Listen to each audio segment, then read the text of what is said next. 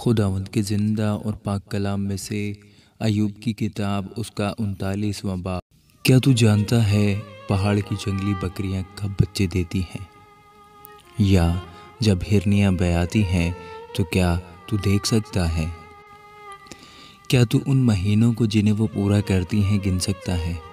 یا تجھے وہ وقت معلوم ہے جب وہ بچے دیتی ہیں؟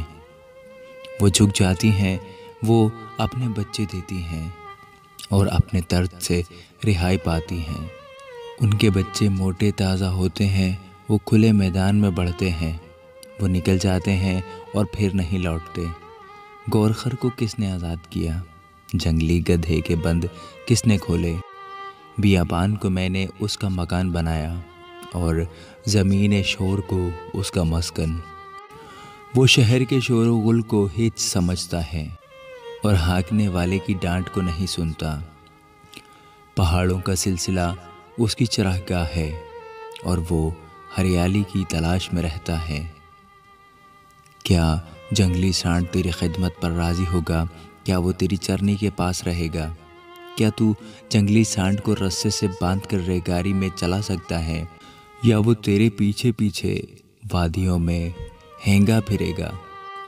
کیا تو اس کی بڑی طاقت کے سبب سے اس پر بھروسہ کرے گا؟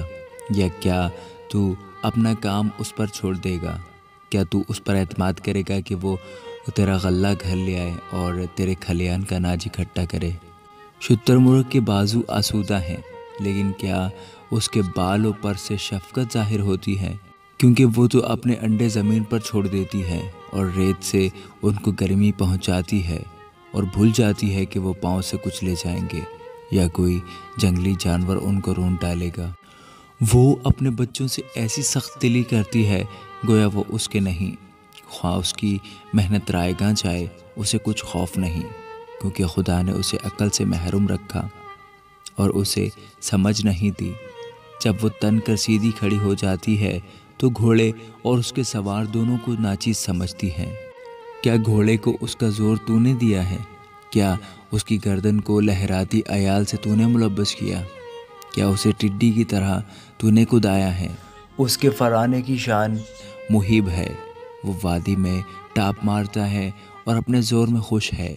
وہ مسلح آدمیوں کا سامنا کرنے کو نکلتا ہے، وہ خوف کو ناچیز جانتا ہے اور گھبراتا نہیں، اور وہ تلوار سے منہ نہیں موڑتا۔ ترکش اس پر کھڑکھڑاتا ہے، چمکتا ہوا بھالا اور سانگ بھی۔ وہ تندی اور قہر میں زمین پیمائی کرتا ہے اور اسے یقین نہیں ہوتا کہ یہ ترہی کی آواز ہے۔ جب جب ترہی بجتی ہے وہ ہن ہن کرتا ہے اور لڑائی کو دور سے سونگھ لیتا ہے، سرداروں کی گرج اور للکار کو بھی۔ کیا باز تیری حکمت سے اڑتا ہے اور جنوب کی طرف اپنے بازو پھیلاتا ہے؟ کیا عقاب تیرے حکم سے اوپر چڑھتا ہے اور بلندی پر اپنا گھونسلہ بناتا ہے؟ وہ چٹان پر رہتا اور وہیں بسیرا کرتا ہے، یعنی چٹان کی چوٹی پر اور پناہ کی جگہ میں، وہیں سے وہ شکار تاڑ لیتا ہے۔